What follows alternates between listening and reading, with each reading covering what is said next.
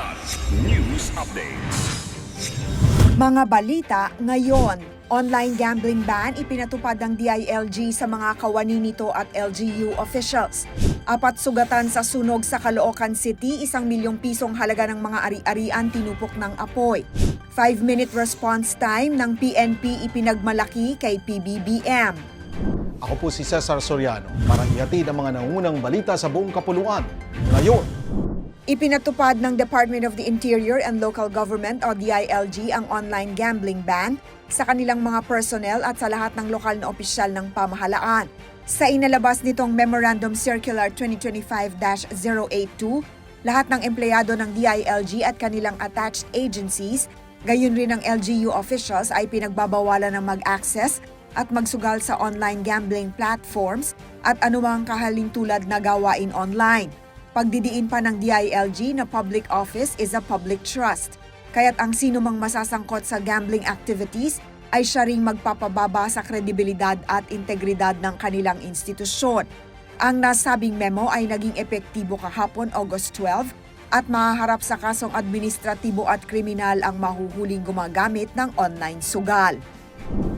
4 ang kumpirmadong sugatan sa sunog na sumiklab sa isang establishmento sa Guido 3, Barangay 33, Maypaho, Caloocan City kahapon ng madaling araw. Ayon sa Caloocan Bureau of Fire Protection o BFP, 4:33 a.m. nang itaas sa unang alarma ang sunog at umabot pa ito ng second alarm pasado alas 5. Halo-halo din umano o mixed occupancy ang mga establishmentong nasunog, kaya't kinakailangan pa ng mas maraming bumbero sa pag-aapula ng apoy. Nagtamo naman ng minor abrasions at lacerations ang 4 na residente na agad namang isinugod sa ospital para sa paunang lunas.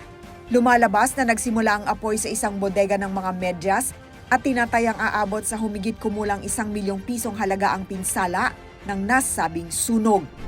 Personal na sinaksihan ni Pangulong Ferdinand Marcos Jr. ang live demonstration ng 5-minute police response time sa PNP Command Center bago ang seremonya ng ika-124 na police service anniversary sa Camp Crame, Quezon City nitong August 12. Pinangunahan ni PNP Chief General Nicolas Torre III ang pagpapakita kung paano agad tumutugon ang mga unit sa nationwide 911 emergency calls, kabilang ang pagpapadeploy ng 13 Martires City Police sa simulated alarm location.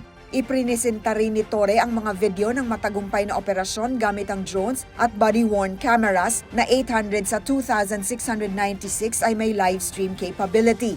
Sa main program na may temang pulisya, bantayog ng bayang matatag, ginawaran ng parangalang mga natatanging pulis at unit at ipinakita ang 8 bagong patrol vehicles bilang patunay ng patuloy na modernisasyon ng PNP.